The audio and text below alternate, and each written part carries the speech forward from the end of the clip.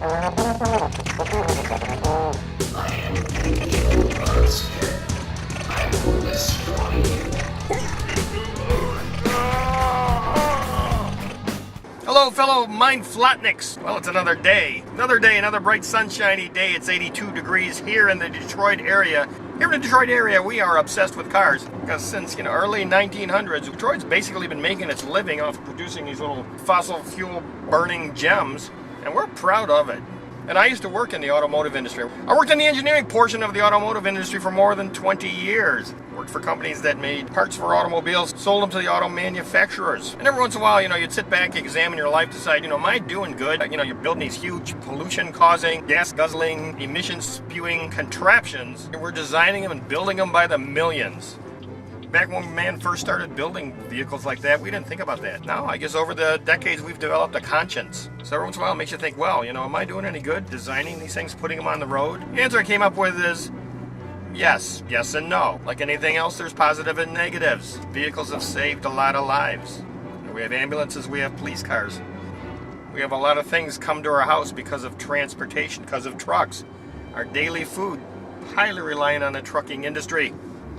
And so the automotive industry keeps those things moving, keeps our economy moving. Yeah, there's room for improvement. That's why they're working on electric vehicles. That's why hybrid vehicles have become much more popular.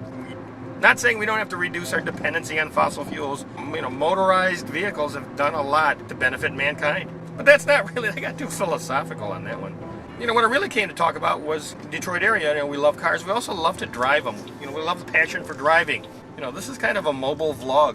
Everything I shot just about has been in a car. And we have a tradition around here called the Dream Cruise. Happens every August. They're starting to advertise it a lot. I'm seeing it. That's why it's in my consciousness now. It's where we take old vehicles, drive them up and down a major street. There's a major street called Woodward in Detroit. Runs through Detroit. Runs through the west side of the Detroit metropolitan area. And people have started back years ago just taking old cars, driving them up and down in August on the same day. Now it's up to the point where over 1 million people come and watch and participate in this thing. And there's old things from our youth from the 1950s, 1960s, old 57 Chevys, early 60s GTOs, all restored, all decked out. That was a big hit, and that's on the west side. The reason it's on Woodward is when we were young, that's where guys would go and drag race their cars. They'd soup them all up, put the shackles on the back, quad carburetors, 4 barrels, superchargers, big old slicks on the back, muscle cars. Muscle cars were great, in a straight line. Don't ask them to turn. So those were the grand old days of our youth, where we would drive cars fast in a straight line.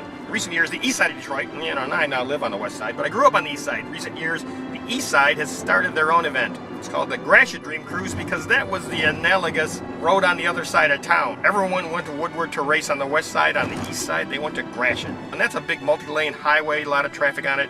I can remember riding down that on my bicycle.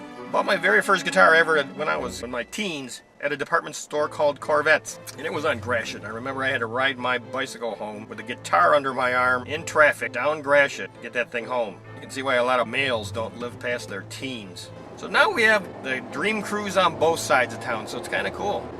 And there's a difference between historic classic cars and there is old cars. Because I have a 2000 Montana minivan. I wouldn't exactly call it a classic. Not that I don't like it. It's got a big scrape down one side where my wife hit the garage. Big dent the other side where my son hit the mailbox post. And there's a lot of that plastic cladding and trim missing from the left side where my daughter also hit the garage. It still runs. Matter of fact, some portion of the videos in this vlog series have been shot in that minivan. You'll be able to recognize it because there's a piece of rope hanging in front of the rear hatchback window. Put it up there when we went camping in the van back in 2003, I think. Take that down one of these days. So, there you have it. Dream Cruise, Woodward Cruise, Gratiot Cruise, Tom Cruise. Oh, sorry, no Tom Cruise. It's not an event for atheatologists. It's an event for automobiliatologists. So till next time, please keep all hands and feet inside the classic car till it comes to a complete stop.